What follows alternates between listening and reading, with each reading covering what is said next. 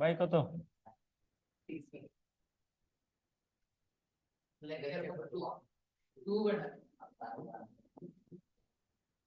Quickly test.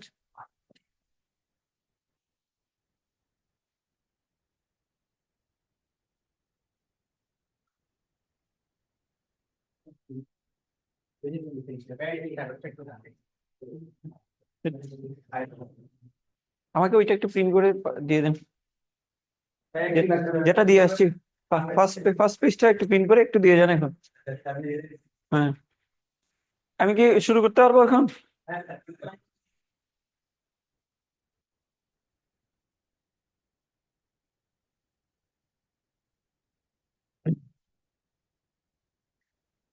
আহ আসসালামু আলাইকুম সবাইকে, আশা করি সবাই ভালো আছো। তোমরা যারা অলরেডি যুক্ত হয়েছো ক্লাসে, তোমরা একটু আগের পড়াগুলো একটু দেখো। একটু একটু মনে করার চেষ্টা করো। তোমার সামনে তো আশা করি খাতা আছে, নোট খাতাটা একটু দেখো যে কি কি আমরা পড়ছিলাম লাস্ট ক্লাসে। যদি পড়াগুলো আমরা একটু রিমাইন্ড করি, তাহলে সামনের পড়াটা পড়তে ইজি হবে। আহ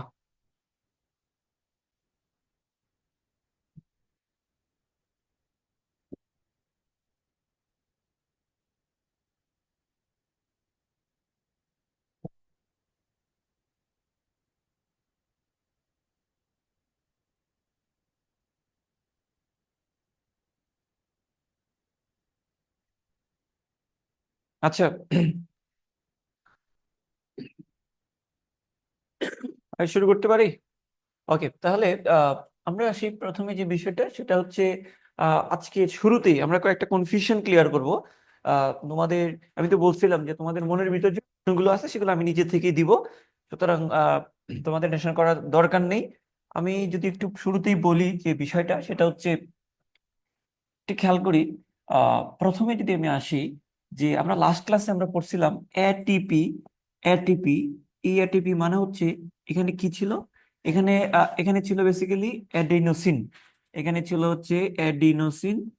এডিনোসিন, হ্যাঁ, তারপর তিনটা ফসফেট ছিল, তিনটি ফসফেট। এডিনোসিন প্লাস তিনটি ফসফেট। আমি সংক্ষেপে লিখলাম, পি লিখলাম। এখন এই যে এই অ্যাডিনোসিনের ভিতর আবার দুইটা জিনিস ছিল, একটা ছিল অ্যাডেনিন, একটা অ্যাডেনিন ছিল। আহ এটাকে ভাঙলে আমরা পাই একটা সুগার, আমরা একটা সুগার পাই, আর তিনটি ফসফেট পাই। এই হচ্ছে কথা। এখন লাস্টে আমরা জাস্ট মূল বিষয়টা বোঝার জন্য আমরা সরলীকরণ করে পড়ছি। তো সেই জায়গাটা যদি আমি একটু বলি, যে আমি এইভাবে দেখাইছিলাম। ধরো এটা হচ্ছে এডিনোসিন, এটা যদি এডিনোসিন হয়, এখানে তিনটা ফসফেট, এখানে তিনটা ফসফেট, এটা সরলীকরণ করে লেখা হয়েছে। বেসিক্যালি আহ এইখানে জিনিসগুলো আসলে কিভাবে থাকে, মানে রিয়েলি কেমনে থাকে, আমরা বুঝার জন্য সহজভাবে পড়ছিলাম। আসলে রিয়েলি এটা আসলে যেভাবে থাকে সেটা আমি একটু বলার চেষ্টা করি। সেটা হচ্ছে এই যে অ্যাডেনিন, এই যে অ্যাডেনিনটা আসলে, অ্যাডেনিনটা আসলে আসলে হচ্ছে একটা ষড়ভুজাকৃতির। এই যে এই জিনিসটা একটা ষড়ভুজাকৃতির জিনিস। আর এই যে সুগারটা যেহেতু 5 কার্বনের, এটা একটা পঞ্চভুজ। এটা হচ্ছে একটা পঞ্চভুজ, এটা হচ্ছে একটা পঞ্চভুজ,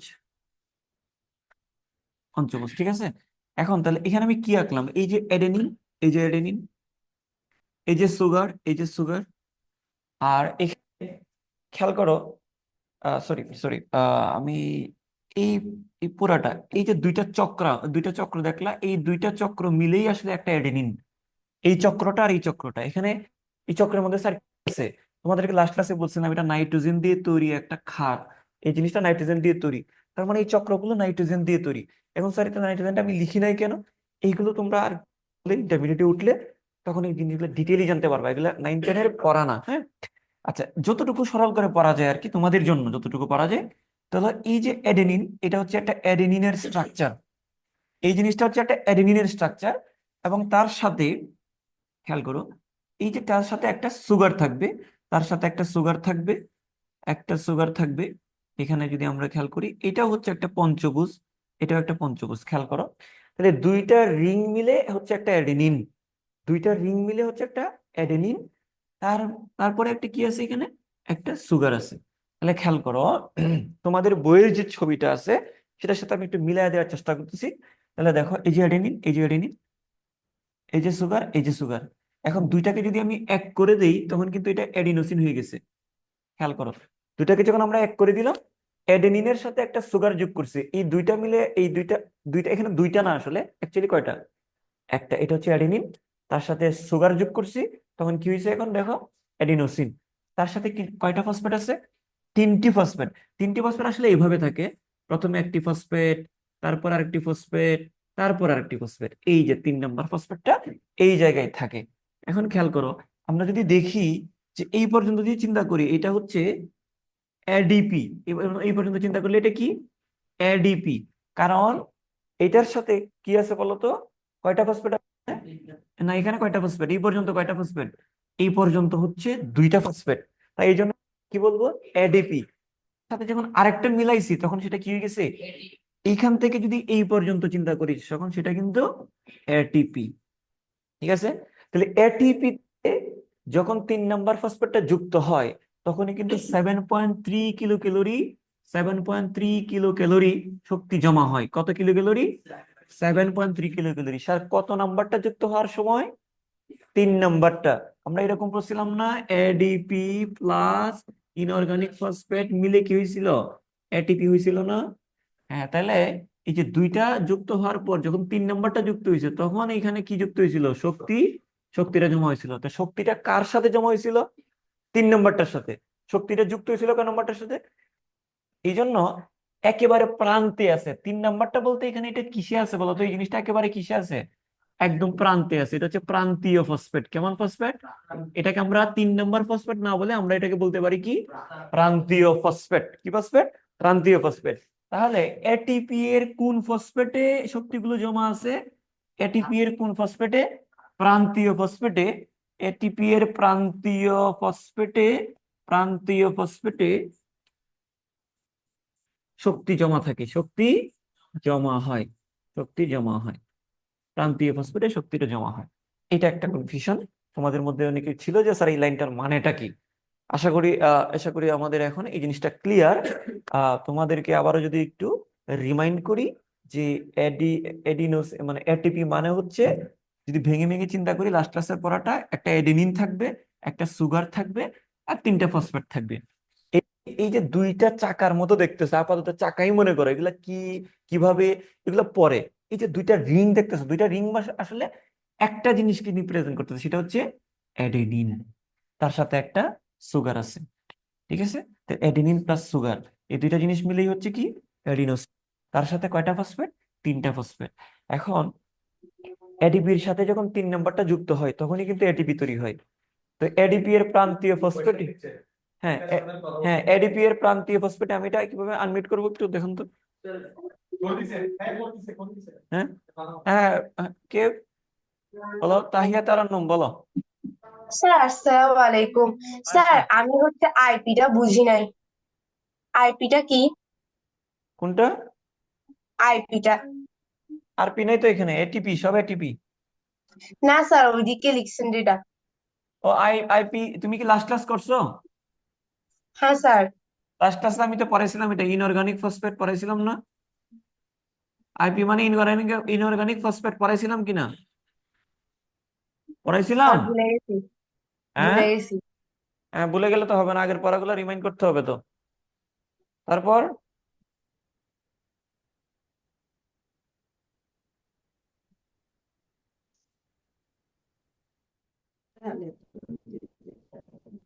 আচ্ছা, আর কোনো প্রশ্ন কি আছে?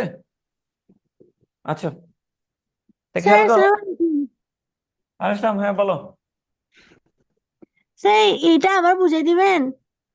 না, এটা তুমি ভিডিও শেষ হওয়ার পরে তুমি এটা আবার দেখবা, আচ্ছা। এটা আবার দেখবা এই জায়গাটা।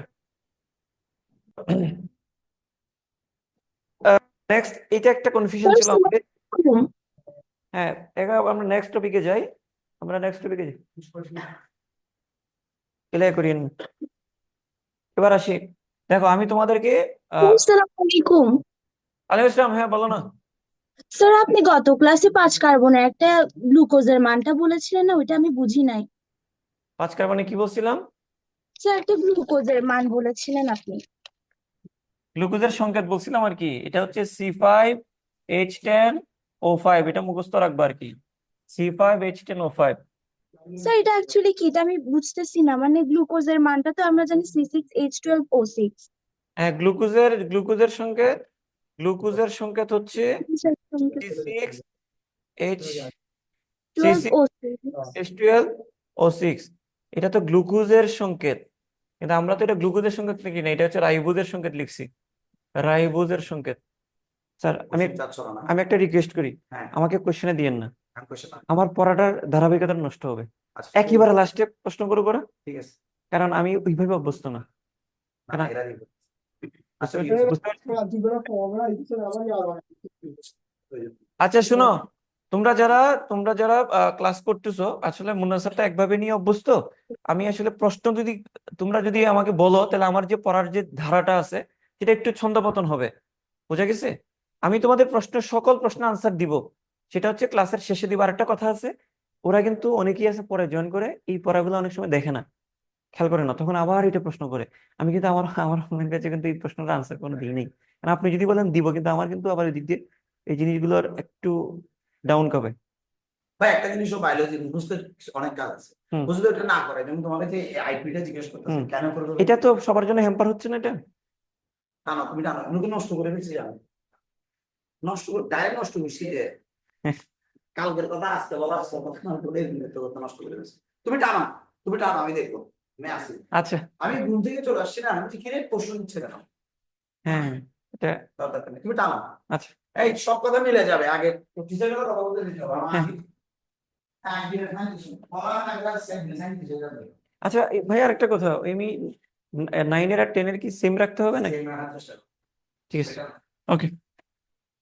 আচ্ছা তো আসি আমরা, তোমরা যারা একটু আসো অনলাইনে, তোমরা হচ্ছে একটু ধৈর্য ধরে আমি কি বলি সেই জায়গাটা ফোকাস করো, হ্যাঁ? আচ্ছা, এবার আমরা একটু আসি, আরেকটা কনফিউশন আমরা একটু ক্লিয়ার করি, সেটা হচ্ছে NaDPH2+, এইটা আমরা এইভাবে লিখছি, কিন্তু বইয়ে বইয়ে তোমাদের অনেকটা এইভাবে লেখা, NaDPH+H+, এইভাবে লেখা, তাই না? এই জায়গায় এটা স্যার, এটা এটা অথবা এই যে প্লাসের জায়গায় এটা অনেক সময় এভাবেও লেখা। আমি দুইটাই লিখে দিচ্ছি। ধরো এটা হচ্ছে NaDPH+H+, এভাবে লেখা, অথবা এটাকে তুমি এভাবেও বলতে পারো, বা এটা হচ্ছে NaDPH+ এবং H+, এবং বা ও যে কোনো একটা দেওয়া আছে, এভাবে লেখা আছে, হ্যাঁ? তো স্যার এটা আসলে এটা আসলে কি জিনিসটা কি, আমি তোমাকে এটা একটু ভেঙে যদি বলি যে ভাইয়া এইখানে আমাকে একটু বলো যে NaDPH2+, এখানে বেসিক্যালি আমাকে একটু বলো তো, এখানে প্লাস কয়টা আছে? একটা প্লাস আছে, মানে বলো বলে আমি এটা বলবো, কিন্তু তোমাদেরকে হ্যান্ড রেজ করার দরকার নেই, বলতেছি মানে নিজের থেকে নিজের মনে মনে বলবো আর কি। তাহলে দেখো NaDPH2+, এখানে আসলে প্লাস একটা মানে এখানে H+ আছে একটা, H+ আছে একটা, তাহলে এখানে থাকবে কি? এখানে থাকবে NaDPH, এখানে NaDPH থাকবে। এখন এখন এর মনের মধ্যে একটা প্রশ্ন আসতে পারে যে স্যার, আমরা তো ছিলাম যে এখানে দুইটা H+ ছিল, কয়টা H+ ছিল? দুইটা। আমি যদি লাস্ট ক্লাসে পড়াটা মনে করাই দিই তোমাদেরকে, যে NaDPH2 এইভাবে পড়াইছিলাম তোমাদেরকে, NaDPH2+, NaDPH2+ তৈরি হয়েছিল, NaDPH2+ তৈরি হয়েছিল হচ্ছে, হ্যাঁ তৈরি হয়েছিল NaDP থেকে প্লাস দুইটা দুইটা H+ থেকে। তাহলে ভাই আমরা এখানে কয়টা H+ পাচ্ছি? এখানে একটা H+, সরি এখানে একটা H পাচ্ছি, দেখো এখানে একটা H পাচ্ছি, এখানে একটা কি পাচ্ছি? H+ পাচ্ছি, দেখো একটা H+। এখানে স্যার কি হয়েছে, মধ্য থেকে একজন প্রশ্ন করছিল, এই জন্য আমি এই জিনিসটা একটু বলতে যাচ্ছি, যদিও এটা এখানকার না, তারপর আমাকে ওই জায়গাটাতে নিয়ে যাচ্ছ, আমি তারপরে একটু বলে দিই একটু। বিষয়টা হচ্ছে এখানে এখানে আমরা অনেক কিছু বলি নাই, এখানে অনেক কিছু বলি নাই স্যার, এটা কেন বলি নাই? কারণ এটা আমাদের সিলেবাসে নাই।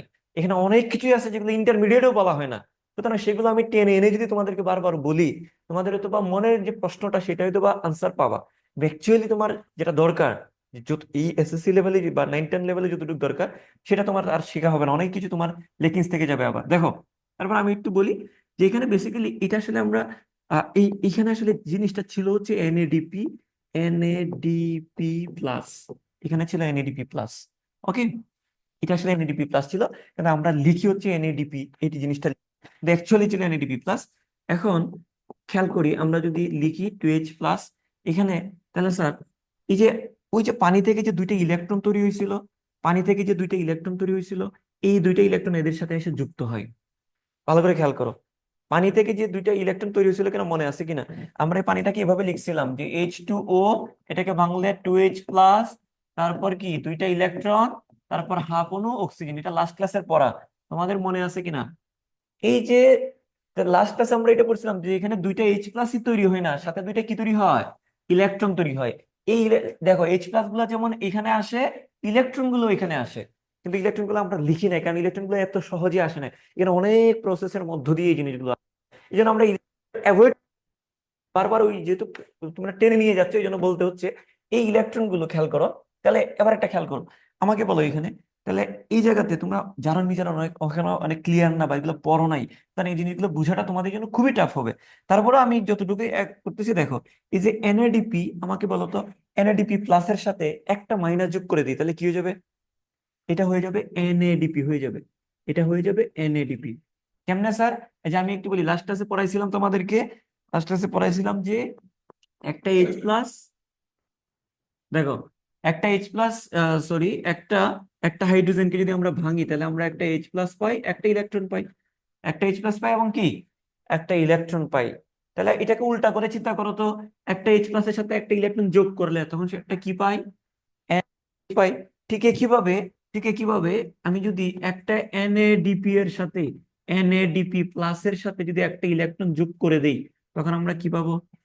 একটা এনএডিপি পাবো, একটা এনএডিপি পাবো। এই যে এই জায়গায় খেয়াল করো, একটা একটা H প্লাসের সাথে একটা ইলেকট্রন যোগ করলে যদি H পাই, তাহলে একটা এনএডিপি প্লাসের সাথে একটা ইলেকট্রন যোগ করলে একটা এনএডিপি পাবো, একটা এনএডিপি পাবো। তো এইখানে জিনিসটা হয়েছে, এই একটা এনএডিপি প্লাসের সাথে একটা ইলেকট্রন যুক্ত হয়ে গেছে, যুক্ত হয়ে কি তৈরি হয়েছে? এনএডিপি তৈরি হয়েছে। আরেকটা খেয়াল করো, আরেকটা ইলেকট্রন, এখানে দুইটা ইলেকট্রন, আরেকটা ইলেকট্রন যুক্ত হয়েছে হাইড্রোজেনের সাথে, H প্লাসের সাথে, তখন সেটা কি হয়ে গেছে এবার বলো? H হয়ে গেছে। এই যুক্ত হয়ে H হয়ে গেছে। তারপরে ও আরেকটা রয়ে গেছে H প্লাস। কথাটা কি বুঝে গেছে? এখন এই পর্যন্ত আমি তোমাদেরকে একটা একটা রিকোয়েস্ট করি, এই যে এতক্ষণ পৃষ্ঠাতে যে বুঝাইছি, এটা যদি কেউ বুঝে থাকো তাহলে এটা শুধু তার জন্যই, আর যদি সেটা কেউ না বুঝে থাকো এটা তোমার জন্য না। এবং এটা না জানলে যে তোমার যে গোল্ডেন প্লাস মিস হবে, মেডিকেল চান্স পাওয়া মিস হবে, মোটেও জিনিসটা এরকম না। কারণ এটা এখানকার আমার বলে তুই একজন বলছো, কিন্তু আমি আবারও বলতেছি এই জিনিসটা আমি পড়াইতামই না, কিন্তু বেসিক্যালি তোমরা যারা তোমাদের মধ্য থেকে যারা আসো, বুঝে গেছো যারা, এটা তার জন্যই, এটা আর কারোর জন্য না। যারা বুঝো নাই এটা নিয়ে আফসোস করার দরকার নেই, বাকি পড়াগুলো বুঝলে হচ্ছে। হ্যাঁ, পেজ নাম্বারটা কত? 97/17। ওকে, এবার দেখো, এবার আমরা আরেকটা কনফিউশন ক্লিয়ার করব, সেটা হচ্ছে একটু দেখো, এটা আলোক পর্যায়ে যাই ঘটে না কেন, আলোক পর্যায়ে যাই ঘটে না কেন, প্রত্যেকটা জিনিসই হচ্ছে আর ক্লোরোফিলের উপস্থিতিতে হয়। সেটা আমি বলি আর না বলি, সবসময় মনে রাখবা, আলোক পর্যায়ের সকল ঘটনা ক্লোরোফিলের উপস্থিতিতে হয়।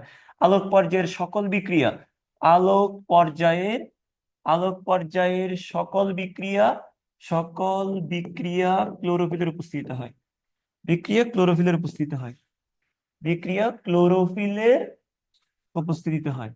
বিক্রিয়া ক্লোরোফিলের উপস্থিতিতে হয়। ক্লোরোফিলের উপস্থিতিতে হয়। এখন তোমাদেরকে যদি আমি একটু বলি যে এরকম খেয়াল করো, যেমন আমি লাস্ট ক্লাসে এরকম পড়াইছিলাম, এডিপির সাথে যদি আরেকটা ফসফেট যুক্ত করলে তখন কি তৈরি হয়? এটিপি তৈরি হয়। এখানে কি বলছিলাম আমি? সূর্যের আলোর উপস্থিতিতে হয়, এই জন্য এটার নাম কি? ফটোফসফোরাইলেশন। এটা কিন্তু লাস্ট ক্লাসে পড়া, তাই না? এই জিনিসটা তৈরি হয়। এখানে কিন্তু আমি এই যে এখানে নিচে কথাটা লিখি নাই, ক্লোরোফিল কথাটা লিখি নাই। আমি কেন লিখি নাই? কারণ তুমি মাথায় রাখবা, আলোক পর্যায়ের সকল ঘটনায় কিসের উপস্থিতিতে হয়, এটা মাথায় রাখো। আলোক পর্যায়ের সকল ঘটনা, এটা এটা লিখি বা না লিখি এটা সব কমন জিনিস, এটা একটা বিষয়। আরেকটা আরেকটা কনফিউশন তোমাদের এই জায়গায় আছে, আলো যে পড়তেছে, আলোটা আলোটা কণা আকারে পড়ে। আমি তোমাদেরকে বলছিলাম আলো দুইটা জিনিস, আলোকে কোনো কোনো বিজ্ঞানী কণা বলে থাকে, কোনো কোনো বিজ্ঞানী তরঙ্গ বলে থাকে। আলো হচ্ছে অনেকগুলা কণার সমষ্টি, এরকম বলে থাকে কিছু কিছু বিজ্ঞানী। আবার কিছু কিছু বিজ্ঞানী বলে আলো হচ্ছে এক প্রকারের ঢেউ, এক প্রকারের ঢেউ বা তরঙ্গ। এখন এগুলো আরো বিস্তর আলোচনা, এগুলো ফিজিক্সের পড়া, ইন্টারমিডিয়েটের পড়া।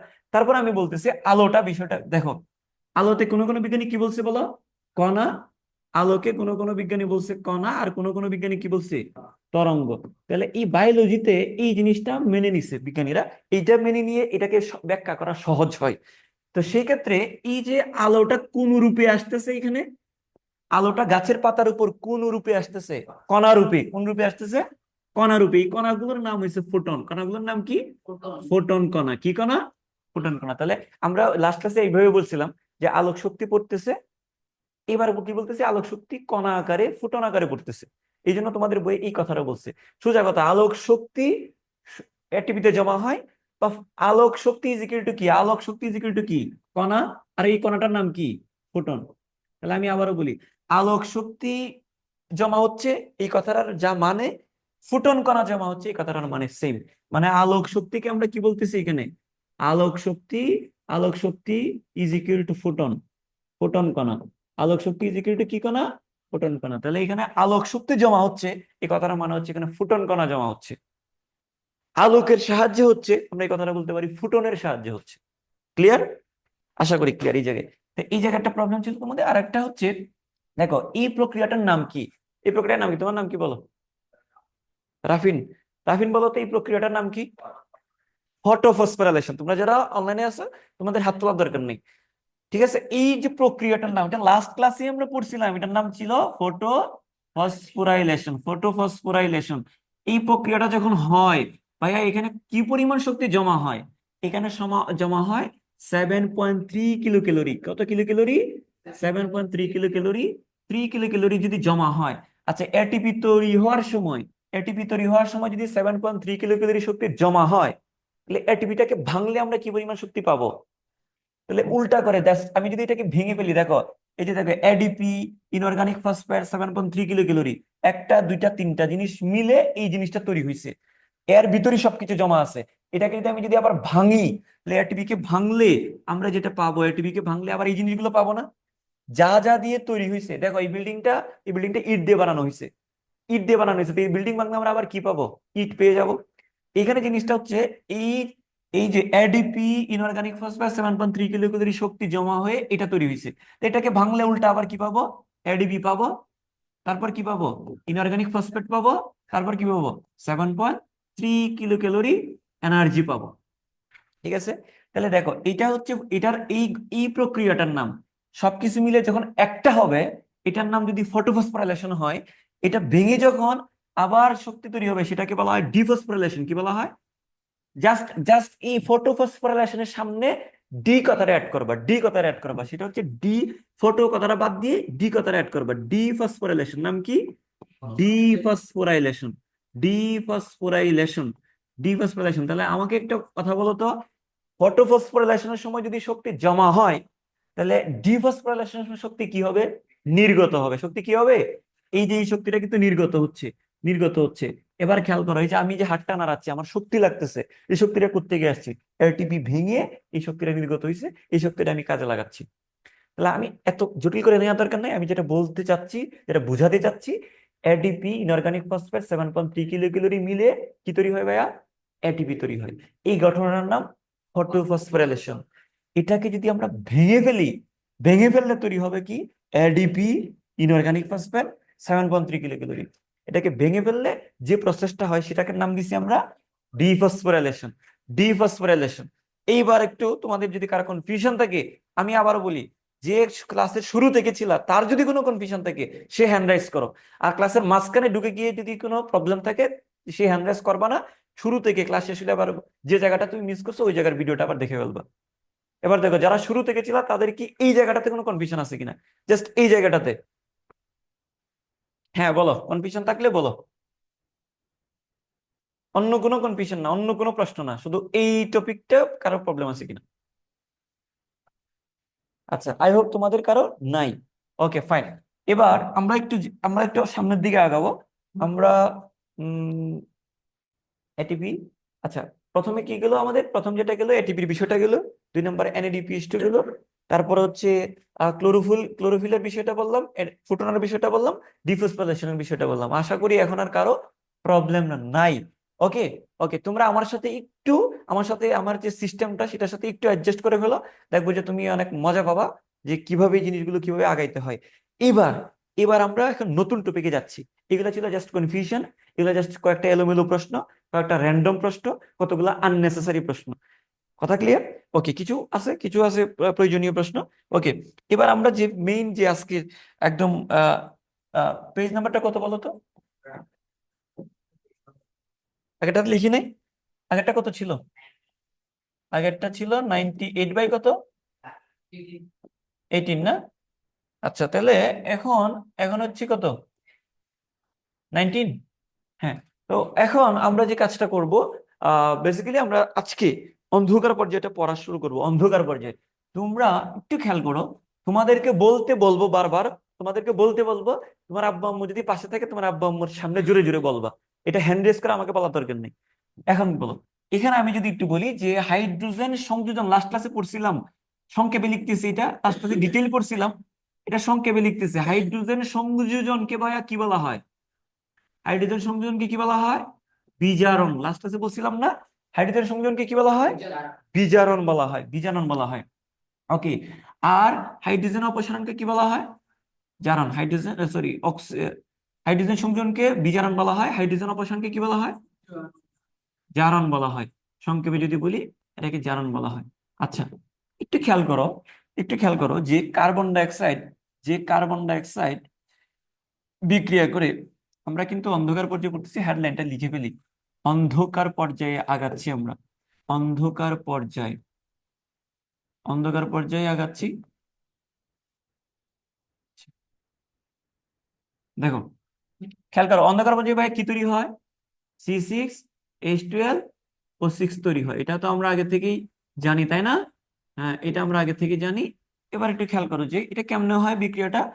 কার্বন ডাইঅক্সাইড প্লাস, আমি যদি একটু তোমাদেরকে এই জায়গাটা নিচে লিখে দাঁড়াও। খেয়াল করো যে কার্বন ডাইঅক্সাইড প্লাস পানি বিক্রিয়া করে C6H12O6 প্লাস অক্সিজেন তৈরি হয়। এখানে দেখো, এখানে সবকিছু কভার হবে না, মানে যেহেতু যাচ্ছি, এখানে খেয়াল করো এই কার্বন ডাইঅক্সাইডের মধ্যে, আমাকে একটু বলো, কার্বন ডাইঅক্সাইডের মধ্যে কি কোনো হাইড্রোজেন আছে? কোনো হাইড্রোজেন নাই। কিন্তু এই জায়গাতে এই গ্লুকোজের মধ্যে একটা কি আছে? হাইড্রোজেন বাড়ছে। তার মানে আমি কার্বন ডাইঅক্সাইড থেকে গ্লুকোজের দিকে যদি চিন্তা করি, তাহলে এখানে কিসের সংযোজন হয়েছে? হাইড্রোজেন সংযোজন হয়েছে। কিসের সংযোজন হয়েছে? এখানে হাইড্রোজেন সংযোজন হয়েছে। কার সাথে? কার্বন ডাইঅক্সাইডের সাথে কিসের সংযোজন হয়েছে? হাইড্রোজেন সংযোজন হয়েছে। এটাকে আমরা বলতে পারি কার্বন ডাইঅক্সাইডের সাথে হাইড্রোজেন সংযোজন। তাহলে কার্বন ডাইঅক্সাইড, দেখো কার্বন ডাইঅক্সাইডে কোনো হাইড্রোজেন নাই, খেয়াল করো। এই জিনিসটার মধ্যে কি ঢুকছে বলো? হাইড্রোজেন ঢুকছে। হাইড্রোজেন ঢুকে অন্য কিছু একটা তৈরি হয়েছে। কিন্তু এই যে কার্বন ডাইঅক্সাইডের সাথে হাইড্রোজেন সংযোজন হয়েছে, এই কথাটাকে আমরা কি বলতে পারি? কার্বন ডাইঅক্সাইডের কি করছে বলো? কার্বন ডাইঅক্সাইডের বিজারণ করছে। এই কার্বন ডাইঅক্সাইডের বিজারণ ঘটার মাধ্যমে কি তৈরি হয়েছে? গ্লুকোজ তৈরি হয়েছে। কি তৈরি হয়েছে? গ্লুকোজ তৈরি হয়েছে। আর আমরা তো জানি যে পানি থেকে শুধুমাত্র কি তৈরি হয় বলো? অক্সিজেনটা তৈরি হয়। পানি ভাঙার মাধ্যমে কি তৈরি হয়? অক্সিজেন তৈরি হয়। তাহলে দেখো, পানির ভাঙার মাধ্যমে অক্সিজেন তৈরি হচ্ছে। বলতো ভাইয়া, এই জায়গাতে কি সরে গেছে? দেখো এইখানে কিন্তু, এখানে খেয়াল করো, এখানে শুধুমাত্র হাইড্রোজেন আছে, এখানে কোনো কিন্তু কি নাই? হাইড্রোজেন নাই। তাহলে হাইড্রোজেনের কি হয়েছে? অপসারণ করছে। এখানে দেখো হাইড্রোজেন আছে দুইটা, এখানে কোনো হাইড্রোজেন নাই। তার মানে এখান থেকে এখানে যাওয়ার পথে কি সরে গেছে? হাইড্রোজেন অপসারণ করছে। হাইড্রোজেন অপসারণ করছে। এই হাইড্রোজেন অপসারণকে আমরা কি বলবো? হাইড্রোজেন অপসারণকে এই যে দেখে বলো, হাইড্রোজেন অপসারণ। তাহলে কার থেকে হাইড্রোজেন অপসারণ করছে বলো তো? পানি থেকে। কোত্থেকে? পানি থেকে হাইড্রোজেন অপসারণ করছে। তাহলে পানির কি করছে বলো? পানির পানির কি করছে? হাইড্রোজেন অপসারণ মানে কি? পানির জারণ। তাহলে আমরা কি বলতে পারি না যে অক্সিজেন যে তৈরি হয় পানি থেকে, যে অক্সিজেন তৈরি হয়, এটা লাস্ট ক্লাসে পড়া, পানি ভেঙে ভেঙে এইভাবে পড়াইছি না? পানি ভেঙে এই কি তৈরি হয়? দুইটা H+, তারপর দুইটা ইলেকট্রন, তারপর অক্সিজেন, এরকম পড়াইছিলাম না? আমি জাস্ট রিমাইন্ড করার জন্য এটা লিখছি। তো এই যে লাস্ট ক্লাসে পড়া, তো এইখানে খেয়াল করো, এই যে অক্সিজেনটা তৈরি হয়েছিল কার জারণের মাধ্যমে তৈরি হয়েছে? এই যে দেখো, পানির জারণের মাধ্যমে। পানি থেকে হাইড্রোজেন সরে গিয়ে অক্সিজেন তৈরি হয়েছে। তাহলে পানি থেকে হাইড্রোজেন সরে যাওয়া মানে কি, পানির কি ঘটা, জারণ ঘটা, পানির জারণ ঘটা।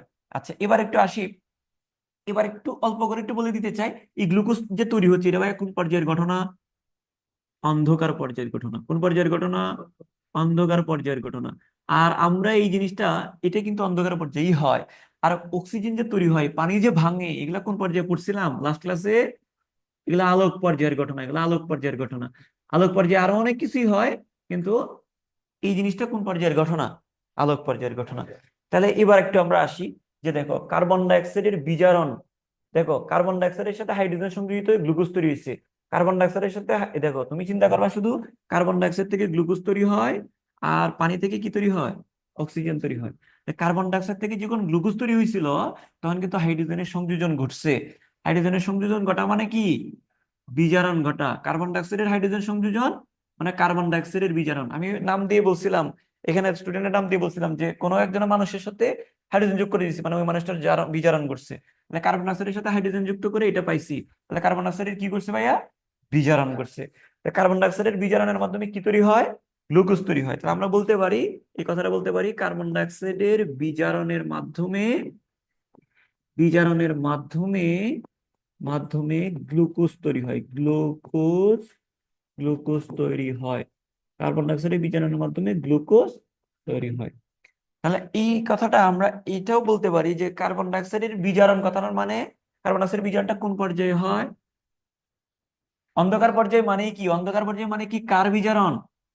আমরা এটা লিখতে পারি যে অন্ধকার পর্যায় মানে কার বিজারণ, অন্ধকার পর্যায় মানে, অন্ধকার পর্যায় মানে কার বিজারণ, কার্বন ডাইঅক্সাইডের বিজারণ। অন্ধকার পর্যায়ে মানে হচ্ছে কার্বন ডাইঅক্সাইডের বিজারণ।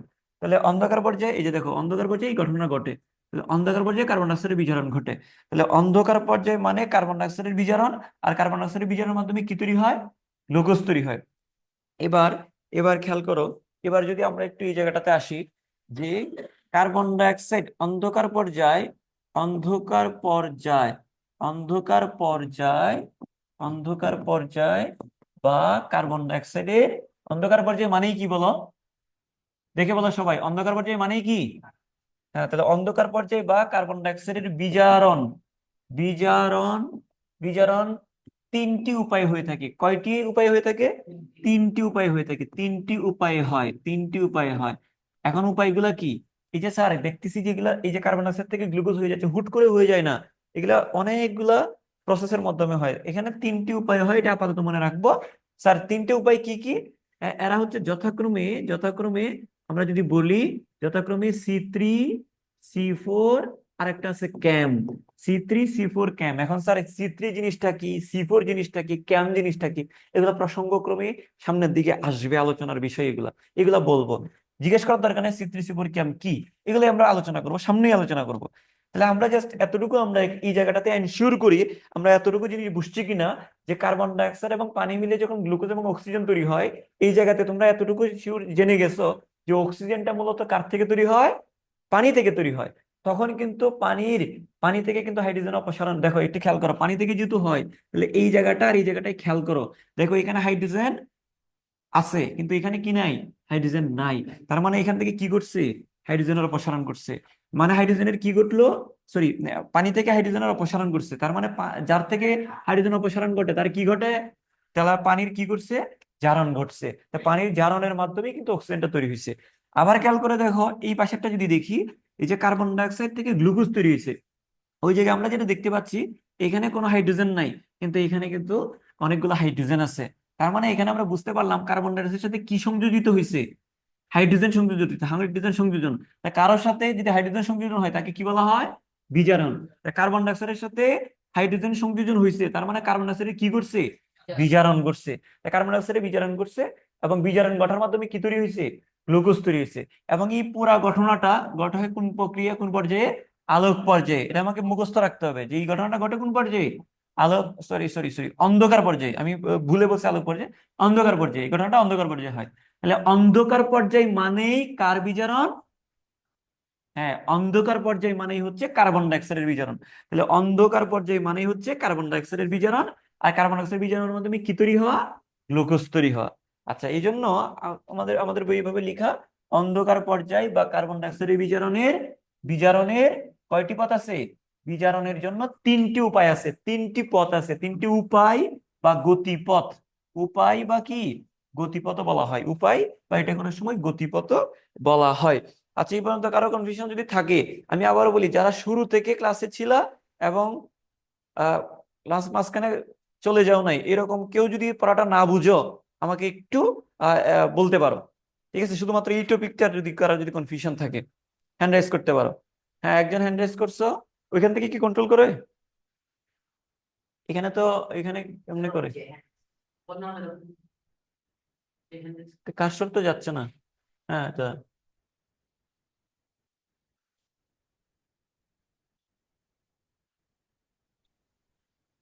স্যার এখানে তিনটি হ্যাঁ, উপায় লিখছেন, যে তৃতীয় নাম্বার উপায়টা কি? তৃতীয় নাম্বার উপায়টা হচ্ছে, একটা হচ্ছে C3, একটা C4, একটা হচ্ছে CAM, ক্যাম। স্যার এটা তারপর মানে কি? এম এটার মানে একটু পরে আমি বলবো, তুমি ভালো করে কথা খেয়াল করিও আমার। নেক্সট, নেক্সট কে এটা? সাজিদ, বলো। স্যার ওখানে মাঝখানে একটা লাইনের মধ্যে আপনি লিখছেন যে হুম, ওই রাইট চিহ্ন দেওয়ার ওখানে মধ্যে কি লিখছেন এটা একটু বোঝা যাচ্ছে না, একটু দেখেন তো। কোন জায়গাটা H2 ওর পাশে। এটা? হ্যাঁ, মানে হ্যাঁ এইচ স্যার। টু থেকে হাইড্রোজেন অপসারণ, H2 থেকে হাইড্রোজেনের অপসারণ, H2 থেকে স্যার থ্যাংক হাইড্রোজেন। ইউ। ঠিক আছে, একটু তোমরা আমার কথাটা খেয়াল করলে লেখাগুলো বুঝবা, কারণ আমি ওই এই এই বোর্ডটাতে লেখা অভ্যস্ত না, তো এই জন্য লেখাগুলো একটু এদিক সেদিক হচ্ছে। আশা করি ঠিক হয়ে যাবে। আমার মনে হয় আর কোনো প্রশ্ন নাই, তোমরা আমার সাথে অভ্যস্ত হয়ে যাচ্ছ, আই হোপ।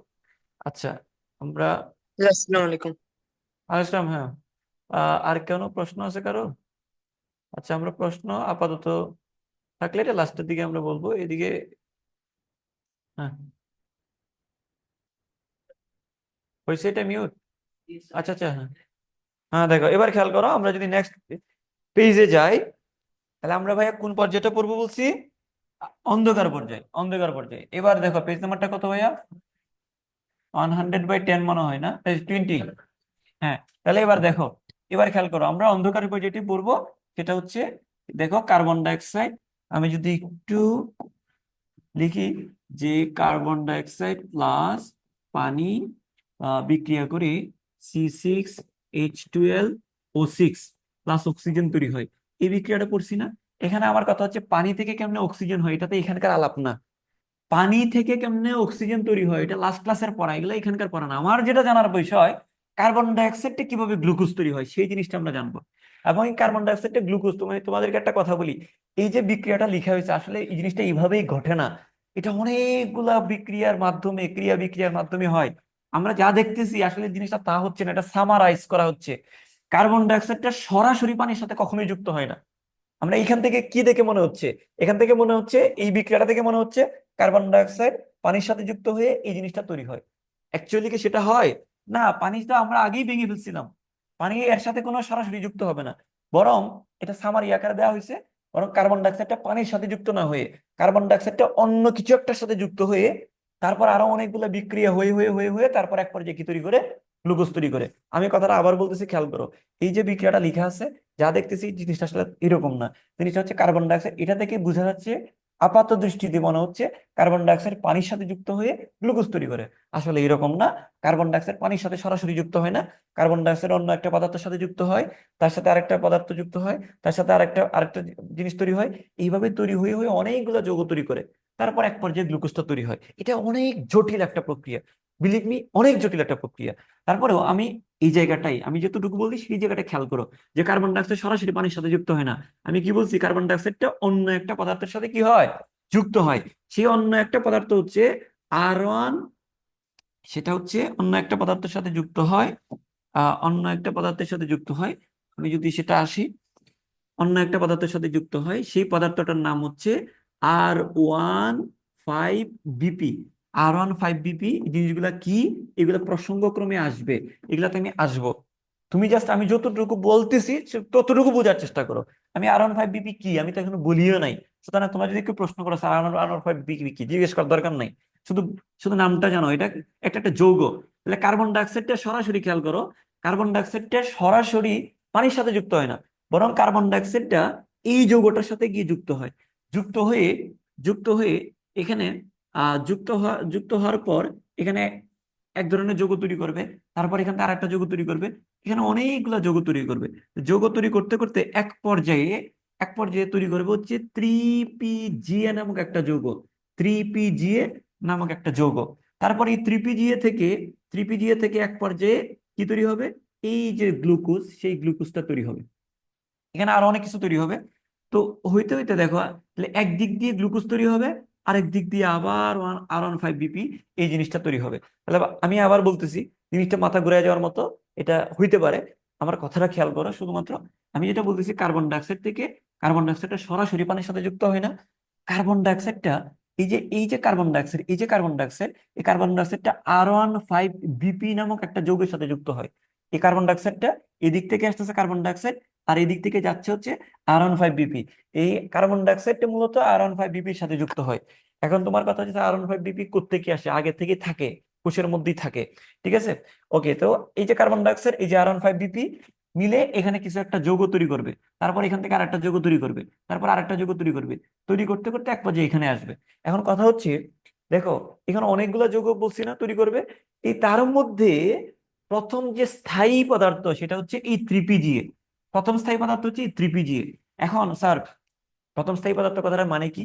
এই যে কার্বন ডাইঅক্সাইড এদিক দিয়ে আসতেছে, এদিক দিয়ে R15BP যাচ্ছে, যে যৌগটা তৈরি হচ্ছে, এই যৌগটা তৈরি হওয়ার সাথে সাথে ভেঙে যায়। যে যৌগটা তৈরি হচ্ছে, এই যৌগটা তৈরি হওয়ার সাথে সাথে ভেঙে যায়। তো কোনো একটা জিনিস যদি সাথে সাথে ভেঙে যায়, সেটা কি আমরা স্থায়ী বলবো নাকি অস্থায়ী বলবো? অস্থায়ী বলবো। তাহলে দেখো আমি আবার বলি, এই যে কার্বন ডাইঅক্সাইড, এই যে R15BP মিলে এখানে একটা যৌগ তৈরি হয়। যে যৌগটাই তৈরি হোক না কেন, সেটার নাম এখন না, আমরা পরে বলবো। এই যে যৌগটা তৈরি হচ্ছে, এই যৌগটার সাথে সাথে কি হয়ে যাবে? ভেঙে যাবে। সুতরাং যেহেতু সাথে সাথে ভেঙে যায়, সুতরাং এটাকে আমরা স্থায়ী যৌগ বলবো না, এটাকে আমরা অস্থায়ী বলবো। সুতরাং এখানে এইটার পর যে যৌগটা তৈরি হচ্ছে, তখন সেই যৌগটা হচ্ছে কি, এইটা হচ্ছে স্থায়ী যৌগ, এটা ভাঙে না। এই জন্য এটাকে বলা হয় প্রথম স্থায়ী পদার্থ। কি বলা হয়? প্রথম স্থায়ী পদার্থ। এই যৌগটাকে বলা হয় প্রথম স্থায়ী পদার্থ। সেটা কোনটা? প্রথম স্থায়ী পদার্থ হচ্ছে 3PGA। প্রথম স্থায়ী পদার্থ কোনটা? 3PGA। আচ্ছা, তারপর 3PGA থেকে এক পাশে কি তৈরি হয়? গ্লুকোজ। আর এক পাশে কি তৈরি হয়? R15। আবার রিফর্ম হয়। তাহলে আমি যদি একটু তোমাদেরকে বলি যে পানির সাথে যুক্ত হয় না, কার্বন ডাইঅক্সাইড যুক্ত হয় R15BPর সাথে। আমি যেটা বারবার বলতেছি শুধু কতটুকুই বুঝো, আমি আরো ডিটেলসে যাব। কার্বন ডাইঅক্সাইডটা পানির সাথে যুক্ত হয়, কার্বন ডাইঅক্সাইডে যুক্ত হয় R15BP নামক একটা যৌগের সাথে। যৌগটা মিলে একটা জিনিস তৈরি হয়, কিন্তু এটার সাথে সাথে ভেঙে যায়। সুতরাং এটা অস্থায়ী। পরে যেটা তৈরি প্রথম স্থায়ী পদার্থ। তো ওইখান থেকে এক পাশে তৈরি হয় গ্লুকোজ, আর এক পাশে আবার এই জিনিসটা তৈরি হয়।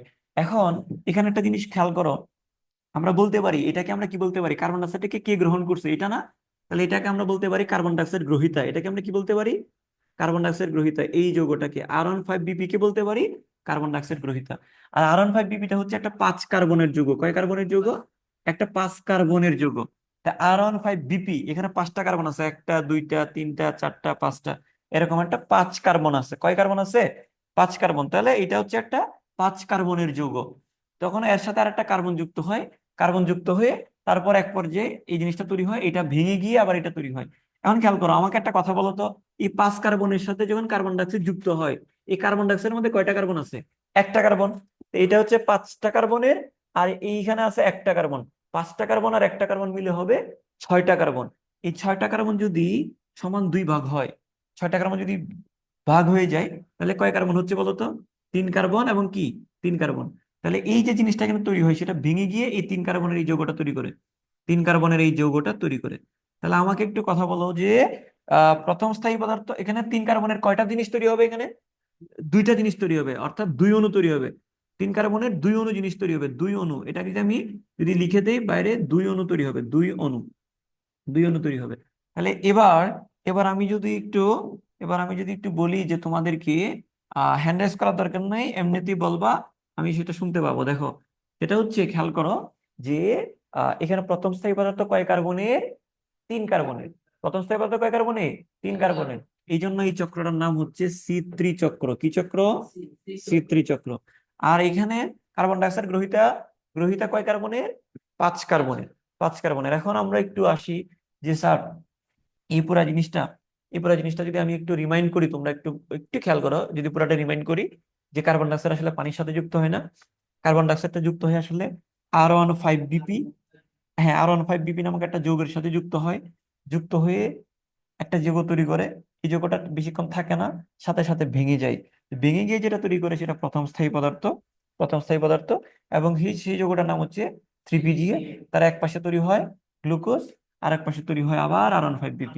এখন আমরা জিনিসটাকে এইভাবে যদি একটু অবজার্ভ করি, যে এই চক্রটার, এই চক্রাকার বিক্রিয়াটার, এই চক্রাকার বিক্রিয়াটার এক পাশ দিয়ে কে ঢুকতেছে?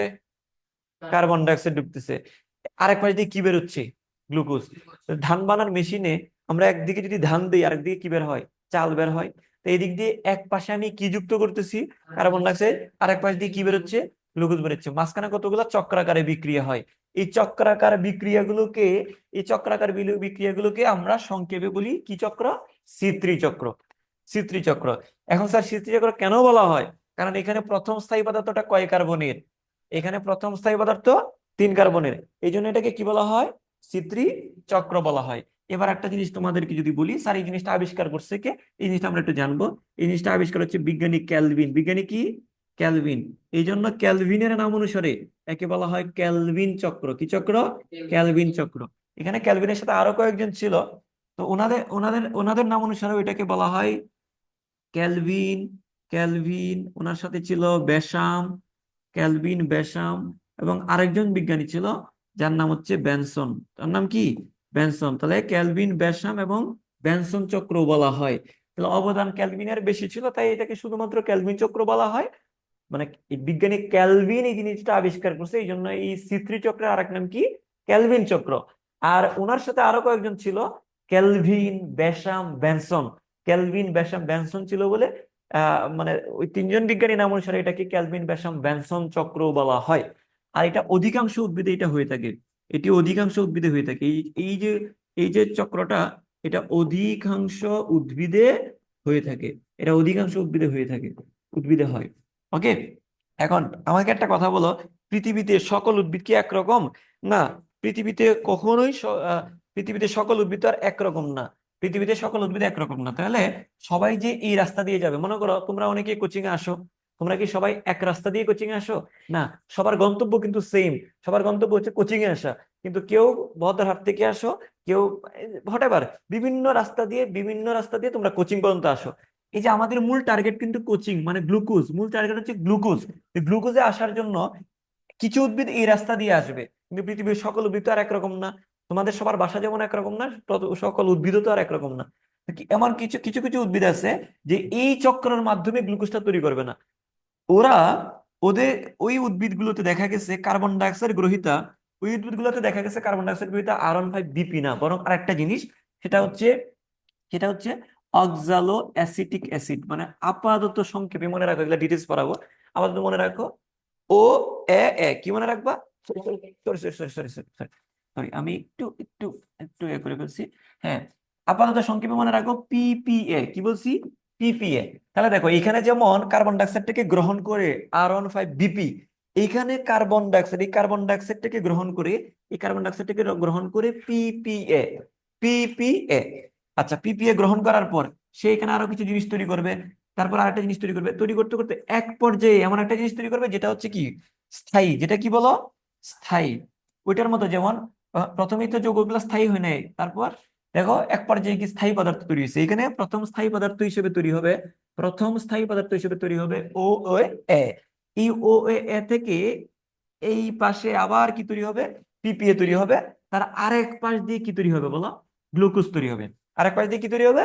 গ্লুকোজ তৈরি হবে। তার মানে এক পাশ দিয়ে কার্বন ডাইঅক্সাইড যুক্ত হচ্ছে, আরেক পাশ দিয়ে গ্লুকোজ বের হচ্ছে। এবার আমাকে বলো, এই যে প্রথম, এবার কার্বন ডাইঅক্সাইড গ্রহীতার নাম কি?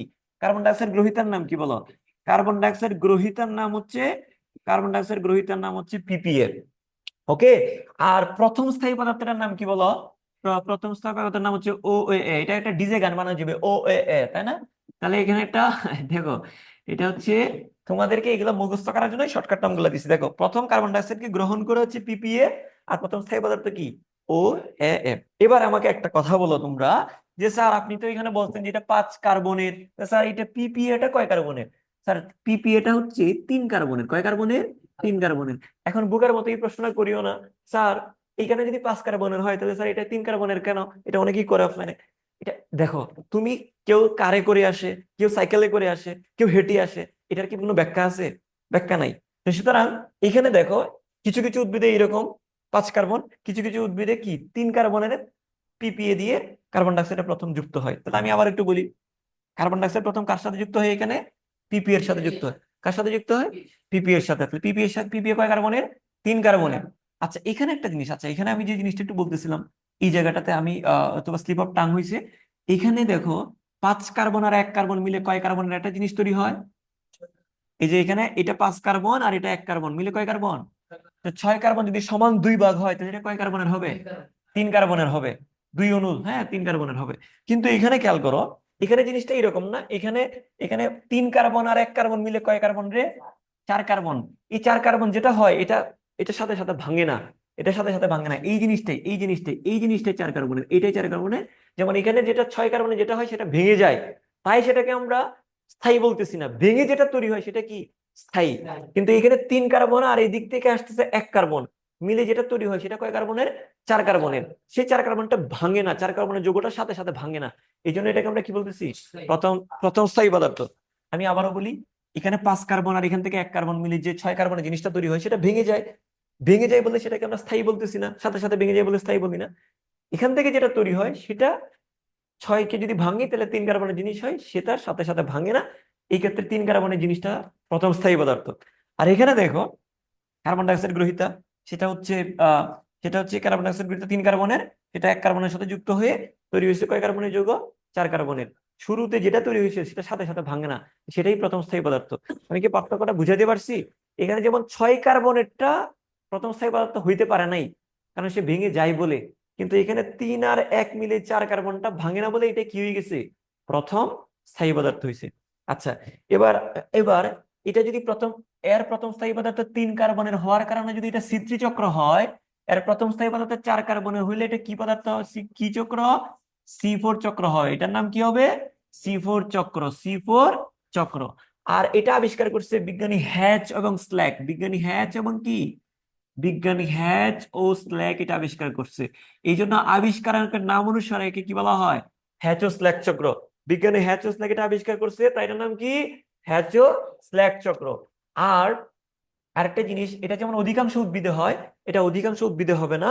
এটা কিছু লিমিটেড কিছু উদ্ভিদ আছে, যেমন আমি উদ্ভিদগুলো উদাহরণ লিখে দিচ্ছি। যেমন ভুট্টাতে হয়, ভুট্টাতে হয়, তারপরে আখে হয়, তারপরে হচ্ছে আখ, হ্যাঁ আখ, তারপরে হচ্ছে মুথা ঘাসে হয়, মুথা ঘাস।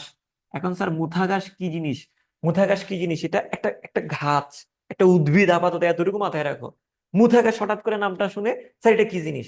না, ভুট্টা যেমন একটা উদ্ভিদ, আখ যেমন একটা উদ্ভিদ, মুথা ঘাসও একটা কি উদ্ভিদ। শুধু মুথা ঘাস না, আরো যত ঘাস জাতীয় উদ্ভিদ আছে, ঠিক আছে? তাহলে ভুট্টা, আখ, মুথা ঘাস, গম, এই জাতীয় উদ্ভিদগুলোতে, এই যে কয়েকটা নাম লিখে দিছি, এই জাতীয় উদ্ভিদগুলোতে কোন চক্রটা হবে? C4 চক্র হবে। অধিকাংশ উদ্ভিদে কি হয়? C3 হয়। কিন্তু এই লিমিটেড কয়েকটা উদ্ভিদে কি চক্র হয়? C4 চক্র হয়। এখন এখন তোমরা একটা জিনিস আমাকে একটু বলো, যে তোমরা আমাকে মানে মনে রাখার জন্য কথাটা বলতেছি, C3 সংখ্যাটা বড় নাকি C4 সংখ্যাটা বড়? কোন সংখ্যাটা বড় রে? C3 বড় নাকি C4 বড়? হ্যাঁ, তাহলে দেখো C4 যেহেতু বড়, C4 চক্রটা যেহেতু বড়, বা C4 সংখ্যাটা যেহেতু বড়, 3 বড় না 4 বড়?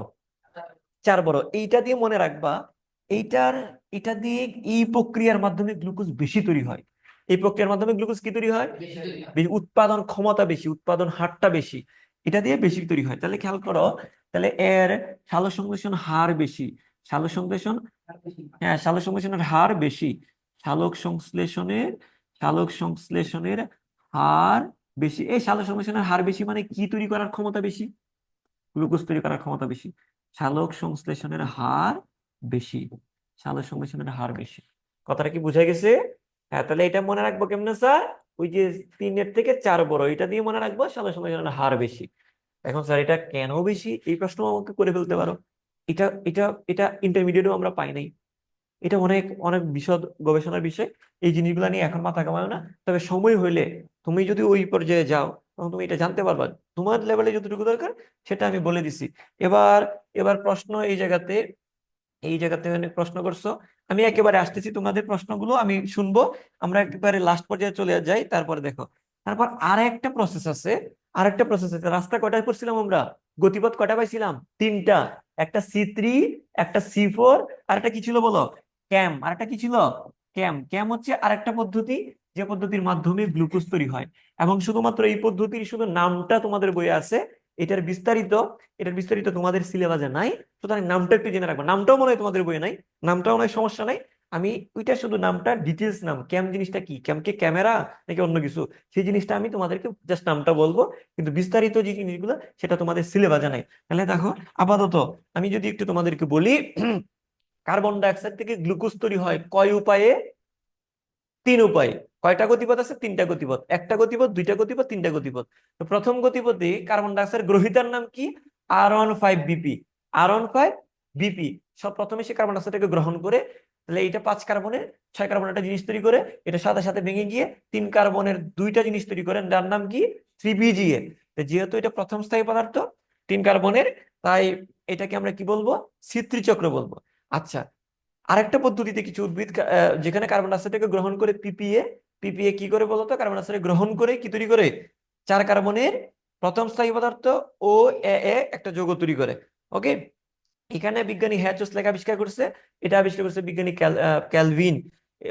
ক্যালভিন আবিষ্কার করছে বলে একে ক্যালভিন চক্র বলা হয়। তার সহযোগী হিসেবে ব্যাসাম এবং বেনসন, এই দুইজন ছিল, এই জন্য ক্যালভিন ব্যাসাম বেনসন চক্র বলা হয়ে থাকে। আচ্ছা, এখানে C3 থেকে C4 সংখ্যাটা বড়, এটা দিয়ে মনে রাখতে পারো। এর সালোকসংশ্লেষণের হার কি? বেশি। আর এটা লিমিটেড কিছু উদ্ভিদ করবে: ভুট্টা, আখ, মুথা ঘাস, গম, ও আরেকটা আছে অ্যামারান্থাস। অ্যামারান্থাস একটা উদ্ভিদ। এখন এটাও প্রশ্ন করবা, স্যার অ্যামারান্থাসটা কি জিনিস? অ্যামারান্থাস একটা উদ্ভিদ, আপাতত এতটুকু মাথায় রাখো। এখানে তো পুরো গাছ তোমাদের সামনে এনে দেখানো পসিবল না। তারপরে যদি খুব বেশি দরকার হয়, তোমরা কি করবা? গুগলে একটা অ্যামারান্থাস লিখে সার্চ করবা, যেহেতু অনলাইনে কাজ করতেছো, এতটুকু জিনিস তো পারোই। এই দিয়ে সার্চ করলে তুমি দেখতে পারবা। আমি এখানে ধরো গুগলে সার্চ করে তোমার দেখানোর কোনো সময় নষ্ট করার কোনো যৌক্তিকতা নাই। এইবার আমরা একটা জিনিস, যে জিনিসগুলোতে বলবো স্যার R15BP জিনিসটা কি, এই 3PG জিনিসটা কি, এগুলো একটু জানবো। তাহলে R15BP এটার মানে হচ্ছে, এটার ফুল ফর্ম হচ্ছে রাইবোলোজ রাইবোলোজ রাইবোলোজ 1,5-বিসফসফেট। রাইবোলোজ 1,5-বিসফসফেট। রাইবোলোজ 1,5-বিসফসফেট। আমার সাথে সাথে মনে মনে বলো, রাইবোলোজ 1,5-বিসফসফেট। আর দিয়ে রাইবোলোজ, বি দিয়ে বিস ফসফেট। দেখো, বিস কথাটার মানে 2, বিস কথাটার মানে কি? 2। যেমন ডাই কথাটার মানে যেমন 2, বিস কথাটার মানে কি? 2। আচ্ছা, তাহলে এটার মানেটা হচ্ছে রাইবোলোজ 1,5-বিসফসফেট কথার মানে হচ্ছে, আমাকে বলতো এটা কয় কার্বনের ছিল? 5 কার্বনের। 1, 2, 3, 4, 5। কয় কার্বনের? 5 কার্বনের। 5 কার্বন, এটা 1 নাম্বার গুনে গুনে আসলে, এটা 1 নাম্বার, এটা 2 নাম্বার, 3 নাম্বার, 4 নাম্বার, 5 নাম্বার। যার 1 নাম্বার কার্বনে একটা ফসফেট যুক্ত থাকে, এবং যার 5 নাম্বার কার্বনে একটা ফসফেট যুক্ত থাকে।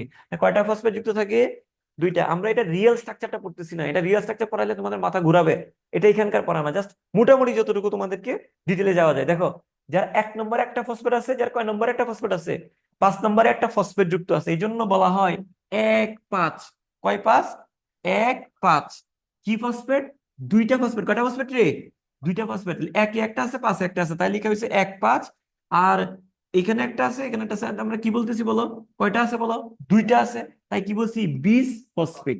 এটাই হচ্ছে মূল যৌগটা, রাইবোলোজ 1,5-বিসফসফেট। এটা এখানে বুঝার জন্য লেখা। তারপর এখানে 3PGA এটার ফুল ফর্মটা আমরা পড়বো। এটা হচ্ছে 3-ফসফোগ্লিসারিক অ্যাসিড। কি অ্যাসিড? 3-ফসফোগ্লিসারিক। দেখো, পি দিয়ে তো ফসফো বুঝতেছো, আর গ্লিসারিক অ্যাসিড। ভাইয়া এটা কয় কার্বনের? এটা একটু আগে বলছিলাম কয় কার্বনের? 3 কার্বনের। কয় কার্বনের? 3 কার্বনের। যার 1, 2, 3টা কার্বন আছে। এই 3টা কার্বনের 3 নম্বর কার্বনেরটা কি আছে? ফসফেট আছে। 3 নম্বর কার্বনেরটা কি আছে? ফসফেট আছে। এই জন্য এটাকে কি বলা হয়? ত্রিফসফো। 1, 2, 3 কয় নম্বরে একটা ফসফেট আছে? 3 নম্বরে একটা ফসফেট আছে, এই জন্য এটাকে বলা হয় ত্রিফসফো। আর মূল যৌগটার নাম কি? Glyceric acid. আচ্ছা, এবার আমরা একটু আসি এই যে পিপিএ এই জিনিসটার ফুল ফর্মটা হচ্ছে, এটা কয় কার্বনের? 3 কার্বনের। এটার ফুল ফর্ম হচ্ছে phosphoenol pyruvic acid. Phospho phospho phosphoenol phosphoenol pyruvic pyruvic pyruvic acid. Phosphoenol pyruvic acid. Phosphoenol pyruvic acid. আচ্ছা, এবার আসি। এবার এই যে ও এ এ, হ্যাঁ, ও এ, বাচ্চা কান্না করে না, ওয়া ওয়া, এই হচ্ছে ওয়া ওয়া। তাহলে অক্সালো, অ দিয়ে হচ্ছে অক্সালো, এ দিয়ে হচ্ছে acetic acetic acetic acetic acetic. আচ্ছা, আমি এটা ক্যাপিটাল লেটারে লিখি, অ্যাসিটিক। ধরো, acetic acetic acetic acid acetic acid. তাহলে দেখো, এটা কয় কার্বনের ভাইয়া? 4 কার্বনের। তাহলে ও এ দিয়ে হচ্ছে অক্সালো অ্যাসিটিক অ্যাসিড, অক্সালো অ্যাসিটিক অ্যাসিড। এগুলো বলে বলে তুমি রপ্ত করতে হবে তোমাকে। তাহলে আমি যদি আরেকবার বলি, তোমরা আমার সাথে সবাই যেমন অফলাইন ক্লাসে যেমন বলতা, এরকম তোমরা বসে বসে এখানে বলো। R1,5-BP হচ্ছে রাইবোলোজ 1,5-বিসফসফেট। রাইবোলোজ 1,5-বিসফসফেট। 3PGA মানে হচ্ছে 3-ফসফোগ্লিসারিক অ্যাসিড। 3-ফসফোগ্লিসারিক অ্যাসিড। এবার দেখো, পিপিএ মানে ফসফোইনল pyruvic acid. Phosphoenol pyruvic acid. এবার দেখো, ও এ মানে অক্সালো অ্যাসিটিক অ্যাসিড। অক্সালো acetic acid. আচ্ছা, এবার আমরা একটু প্রশ্ন নিব। যদিও আমাদের, হ্যাঁ, না, আমরা আজকে একটু সময় বাড়ায় নিব। খেয়াল করো, তোমাদের প্রশ্ন আবিদ শাহরিয়ার। হ্যাঁ, আবিদ শাহরিয়ার বলো। স্যার হ্যাঁ, আবিদ, চক্রটা আরেকবার বোঝাবেন? তুমি কি শুরু থেকে শেষ পর্যন্ত ছিলা? Yes sir. হুম। এখানে C3 চক্র, এখানে দেখো আমি বলি, এই কার্বন ডাইঅক্সাইডটা এই যে কার্বন ডাইঅক্সাইডটা প্রথমে যুক্ত হয় এই যে R1,5-BPর সাথে। এই কার্বন ডাইঅক্সাইডটা R1,5-BPর সাথে যুক্ত হয়ে, স্যার R15BB কি একটা যৌগ? হ্যাঁ, R1,5 এগুলো সবগুলাই যৌগ। এখানে যেগুলা লিখছি প্রত্যেকটাই যৌগ, প্রত্যেকটাই হচ্ছে যৌগ। খেয়াল করো, এই যে কার্বন ডাইঅক্সাইডটা R1,5-BPর সাথে যুক্ত হয়ে এখানে একটা যৌগ তৈরি, সাথে সাথে ভেঙে যায়। ভেঙে গিয়ে যেটা, সেটা সাথে সাথে ভাঙে না। সেই যৌগটা দেখো, এখানে যে যৌগটা তৈরি করে এটা 6 কার্বনের। কেমনে বুঝছি স্যার? এই R1,5-BP 5 কার্বনের, কার্বন ডাইঅক্সাইড 1 কার্বনের। তাহলে এই যে দেখো, এখানে একটা কার্বন আছে। তা 5 কার্বন আর 1 কার্বন মিলে 6 কার্বনের একটা জিনিস তৈরি হয়। সেটা সাথে সাথে ভেঙে যায়। ভেঙে গিয়ে দেখো, 6 কার্বনের একটা জিনিস সমান 2 ভাগ হইলে কয় কার্বনের হবে? 3 কার্বনের হবে। এই 3 কার্বনের 2 অণু এই 3PGA তৈরি করে, এবং এটা প্রথম স্থায়ী পদার্থ। এটা যেহেতু ভেঙে যায়, এটাকে আমরা স্থায়ী বলতে পারি না। এটা ভেঙে যেটা তৈরি হয় সেটা হচ্ছে প্রথম। আচ্ছা, তাহলে এই ক্ষেত্রে এই যে 3PGA এর এক পাশ থেকে, এই 3PGA থেকে একদিকে যেমন গ্লুকোজ তৈরি হবে, আরেক দিক দিয়ে আবার আরো অনেক কিছু তৈরি হবে। অনেক কিছু তৈরি হইতে হইতে এক পর্যায়ে R1,5-BP তৈরি করবে। এবার এবার যে দেখো, এই চক্রটা প্রথম স্থায়ী পদার্থের, এই চক্রের মধ্যে প্রথম স্থায়ী পদার্থটা কয় কার্বনের? 3 কার্বনের। তাই এই জন্য কার্বন। C3 চক্র বলি। আর বিজ্ঞানী ক্যালভিন আবিষ্কার করছে বলে ক্যালভিন চক্র বলি। ওনার সাথে আরো সহজ, এই জন্য অনেক সময় এটা ক্যালভিন ব্যাসাম অথবা ক্যালভিন ব্যাসাম ব্যাসাম চক্র বলা হয়ে থাকে। আর এই চক্রটা অধিকাংশ উদ্ভিদে হয়। আমাকে একটু বলো, এই পর্যন্ত তোমরা বুঝছো কিনা? Yes sir. Okay, thank you. এবার একটু দাঁড়াও, তোমাকে আমি মিউট করি। আচ্ছা, তুমি নিজ দায়িত্বে মিউট করে নিও। আমি একটু এগুলো একটু হঠাৎ করে তো। আর নেক্সট প্রশ্ন কার? আচ্ছা, কৃত্তিকা। হ্যাঁ, দাঁড়াও। হ্যাঁ, কৃত্তিকা বলো। স্যার নমস্কার। নমস্কার, বলো। স্যার আমি বলতে চাচ্ছিলাম এখানে যে C3-তে যে আর R15BP এর মানে সাথে কার্বন ডাইঅক্সাইড যুক্ত হয়ে যে প্রথমে একটা যৌগ তৈরি হয়, এরপরে আবার মানে ওটা যেহেতু অস্থায়ী, এরপরে আবার ভেঙে হচ্ছে গিয়ে আমাদের 3PG এটা তৈরি হয়। এখন হ্যাঁ, C4-এও কি সেম ওরকম PPA থেকে কি অন্য কোনো যৌগ তৈরি হয় নাকি একদম সরাসরি এটা তৈরি হয়ে যায়? হ্যাঁ, খুব সুন্দর প্রশ্ন। এটা আমি অনেকবার বলছিলাম। এখানে এই যে 3 কার্বন আর এদিক থেকে আসতে 1 কার্বন এসে যেটা তৈরি হয় সেটা সাথে সাথে ভাঙে না। হ্যাঁ এই জিনিসটাই তৈরি হয়। এই জিনিসটা তৈরি হয়, এটা সাথে সাথে ভাঙে না বলে এটাকে আমরা কি বলতেছি? প্রথম স্থায়ী পদার্থ বলতেছি। স্যার, তাহলে এখানে অন্য কোনো যৌগ তৈরি হয় না মাঝখানে? না, এখানে অন্য কোনো যৌগ তৈরি হয় না, ডিরেক্ট এটা তৈরি হয়। আচ্ছা স্যার, থ্যাংক ইউ এখানে স্যার। যেমন 6 কার্বনের তৈরি হয়, এখানে মাঝখানে কিছু হবে না, ডিরেক্ট এটা হবে। Okay sir, thank you sir. Okay, হ্যাঁ, নেক্সট হচ্ছে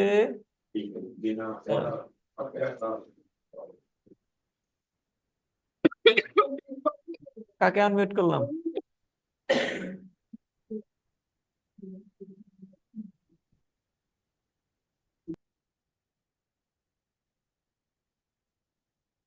কিরে, হচ্ছে না কেন রে? কি এক যন্ত্রণায় পড়লাম রে? হ্যাঁ, আনমিউট হইছে? এই সর্বনাশ, তোদের তোদের এক একটা প্রশ্ন আমার কাছে বুলেটের মতো লাগে যে, মানে কারণ হচ্ছে, হ্যাঁ দাঁড়া, এই বলো, আনমিউট হচ্ছে না কেন? হ্যাঁ বলো, প্রান্তীয় কি, প্রান্তীয় কি, কি প্রথম পেজে প্রান্তীয় মানে কি? এটা কি প্রশ্ন করছে, মেসেজ করছে যে? হ্যালো এর নাম কি? এর নাম কি? তুমি প্রশ্নটা বলো, আমি পড়তে পারতেছি না এখান থেকে। প্রশ্নটা বলো। স্যার, হ্যাঁ, আসসালামু আলাইকুম স্যার। ওয়ালাইকুম ওই যে আসসালাম। হ্যাঁ, এই তিনটা চক্র কি একসাথে কাজ করে নাকি যে কোনো এক চক্রে গ্লুকোজ তৈরি হয়?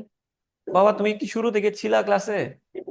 স্যার ছিলাম, মানে আমি বলতে চাচ্ছি যে হ্যাঁ, গ্লুকোজ কি আমি তিনটা চক্রে আমি বলতেছি একসাথে তৈরি হয়? হ্যাঁ বাবা, লিখা আছে তো এখানে যে অধিকাংশ উদ্ভিদে এইটা হয়, আবার কিছু কিছু উদ্ভিদে, কয়েকটা লিখেও দিছি, কিছু কিছু উদ্ভিদে এই ঘটনাটা ঘটে, আবার অন্য আরেক রকমের উদ্ভিদ আছে যেটা এটা দিয়ে হবে। মানে তিনটা তো প্রশ্নই আসে না, তিনটা তো প্রশ্নই আসে না।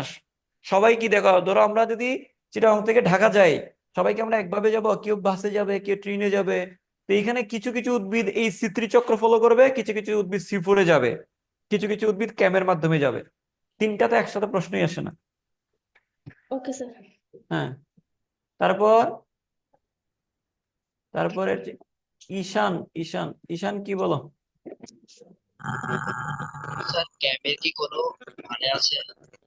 হ্যাঁ, ক্যামের কি কোনো মানে আছে? ক্যাম তোমার কথা বুঝতেছি না ভাইয়া। আছে বুঝতেছি না। স্যার, ক্যামের কি কোনো মানে আছে? ক্যামের মানে আছে, হ্যাঁ ক্যামের মানে আছে। আচ্ছা, ক্যামের মানেটা এটা, ক্যামের হচ্ছে, এটা হচ্ছে ভালো প্রশ্ন। হ্যাঁ, ক্র্যাসোলেসিয়ান, এটার ফুল ফর্মটা লিখে রাখো, ক্র্যাসোলেসিয়ান। ক্র্যাসোলেসিয়ান, ক্র্যাসোলেসিয়ান, এটা হচ্ছে C C, crassulacean acid metabolism, crassulacean acid metabolism, crassulacean acid metabolism, crassulacean acid metabolism. Okay, crassulacean acid metabolism. এই জায়গাতে তোমরা জাস্ট একটা এক্সাম্পল লিখে রাখতে পারো। এটা হচ্ছে, এটা এটা কাদের ক্ষেত্রে এটা হয়, এখানে জায়গা নাই যদিও। এটা ক্র্যাসোলিসি গোত্রের উদ্ভিদে হয়ে থাকে। স্যার অনেকগুলা গোত্র আছে, এই ক্র্যাসোলেসি নামক একটা ক্র্যাসোলেসি গোত্রের উদ্ভিদে হয়ে থাকে, ক্র্যাসোলেসি গোত্রের উদ্ভিদে হয়ে থাকে, ক্র্যাসোলেসি গোত্রের উদ্ভিদে এটা হয়। হ্যাঁ, এরকম করতেছে কেন? দেখো আমি পাশে লিখে রাখতেছি, এই জিনিসটা হয়ে থাকে ক্র্যাসোলেসি, ক্র্যাসোলেসি গোত্রের উদ্ভিদ এটা হয়ে থাকে। এই আমরা যেমন বিভিন্ন বিভিন্ন বংশের থাকি না, ওই শেখ, তারপর আরো কত কিছু বলে যে এইগুলাকে বিজ্ঞানীরা বিভিন্ন উদ্ভিদকে গোত্রে ভাগ করা হয়েছে। হ্যাঁ, বিভিন্ন গোত্রে ভাগ করা হয়েছে, তাহলে এটা হচ্ছে ক্র্যাসোলেসি গোত্রের উদ্ভিদে হয়, ক্র্যাসোলেসি গোত্রের উদ্ভিদে হয়। এক্সাম্পল হিসেবে আমরা বলতে পারি পাথরকুচি উদ্ভিদের পাতা, পাথরকুচি পাথরকুচি পাথরকুচি উদ্ভিদের পাতায়। ওকে, আচ্ছা নেক্সট প্রশ্ন যদি বলি, তোমার প্রশ্ন আনসার পাইছো? হ্যাঁ, এবার নেক্সট, নেক্সট বলো অহন চৌধুরী। বেশিক্ষণ সময় নাই, আমার একটু তাড়াতাড়ি বলো। স্যার নমস্কার। নমস্কার, বলো। স্যার এখানের মধ্যে যে গ্লুকোজটা তৈরি হয়েছে স্যার, এটা তো একটা বিজারণ প্রক্রিয়ার মাধ্যমে হয়েছে। সো হুম এখানে তো একটা হাইড্রোজেন আসছে না? সো হুম হাইড্রোজেন যেটা আসছে সেটা কি C3 চক্র অথবা C4 চক্রের মাধ্যমে এসে গেছে নাকি হ্যাঁ অন্য হ্যাঁ কোনো হ্যাঁ হ্যাঁ, প্রক্রিয়া? C3 চক্র, C4 চক্র, এখানে তো অনেক রকমের বিক্রিয়া হয়। এই বিক্রিয়া হওয়ার সময় এক পর্যায়ে এই চক্রটা থেকেই সে কি পাইছে, হাইড্রোজেনটা পাইছে। ওকে, থ্যাঙ্কস স্যার। হ্যাঁ, তারপর আর কি বলো, আর কি আছে, শেষ করো তাড়াতাড়ি। তাসরিয়া, তাসরিয়া, তাসরিয়া বলো। স্যার আসসালামু আলাইকুম। আসলাম, হ্যাঁ।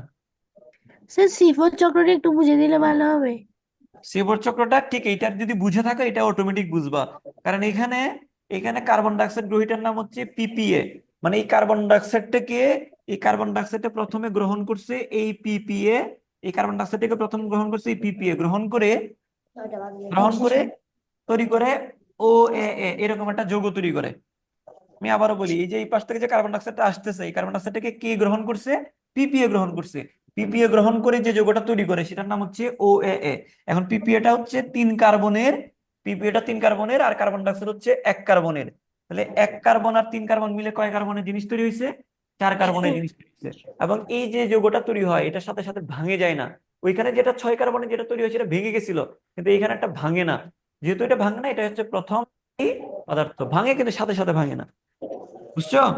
আর ইয়েস স্যার, এখানে থ্যাংক ইউ। এখানে এখানে প্রথম স্থায়ী পদার্থ 4 কার্বনের হয়, এটা C4 চক্র। আর বাকিগুলো তো বুঝতেছো আশা করি। থ্যাংক আর ইউ কোনো স্যার। আর কোনো প্রশ্ন? তো আমি ক্লাস 10-এ ক্লাস নিবো যে। তারপরে ওই আচ্ছা, মরিয়ম মরিয়ম বলো। স্যার এখানে যেটা R15BP আর হচ্ছে PP1 PPA যৌগ যেগুলো থাকে ওগুলো কি সবগুলো গাছে বা উদ্ভিদেই থাকে কিনা নাকি শুধু একটা যৌগ একটাতে থাকে? হ্যাঁ, এখানে কিছু কিছু উদ্ভিদে এগুলো এই R15BP থাকবে, কিছু উদ্ভিদে PPB থাকবে, কিছু উদ্ভিদে ক্যাম তাহলে দোনোটা কি একই উদ্ভিদে থাকতে পারবে না? দেখো C4 থাকতে পারবে, C4 পারবে, C4 জিনিসগুলো C4 পারবে, কিন্তু C4 সবগুলো C3-তে থাকবে না। এগুলো আমরা পড়বো, এখানকার পড়া না এগুলো, এখানকার পড়া না, এগুলো আমরা পড়বো। ওকে। Okay sir. হ্যাঁ, তারপরে আর একজনকে, আর কেউ আছো? রিফাত বলো, কি সমস্যা? স্যার ক্যামের কি কোনো কার্বন আছে? ক্যামের কি আছে? ব্যাখ্যা? কার্বন? ক্যামের ব্যাখ্যা? না, কার্বন আছে ক্যামের? ক্যামের কার্বন না, ক্যামের কার্বন বলতে ক্যাম মানে কি? ক্রেসোলেসিয়ান অ্যাসিড না? এই যে ক্রেসোলেসিয়ান অ্যাসিড, এটা অনেক হ্যাঁ আরো অনেক, হ্যাঁ, এটা সরাসরি ওগুলোর মতো গ্রহিতা বা যে জিনিসগুলো দেখতেছো এখানে আরো অনেক ডিটেলস আছে। তো এই ডিটেলসটা তোমাদের, আমি যেহেতু তোমাদের বইই নাই, তো নামটা জানাই রাখলাম যে 3টা রাস্তা আছে এখানে। এটা এটা সম্পর্কে আর তুমি ওইটা যদি বারবার আমাকে ওইদিকে নিয়ে যাও, তোমাদের সিলেবাসের বাইরে নিয়ে যাচ্ছ আমাকে, বুঝছো? আপাতত নামটা জেনে রাখো যে আরেকটা উপায় আছে, তোমাদেরকে জানাই রাখলাম আর কি। বুঝে গেছে?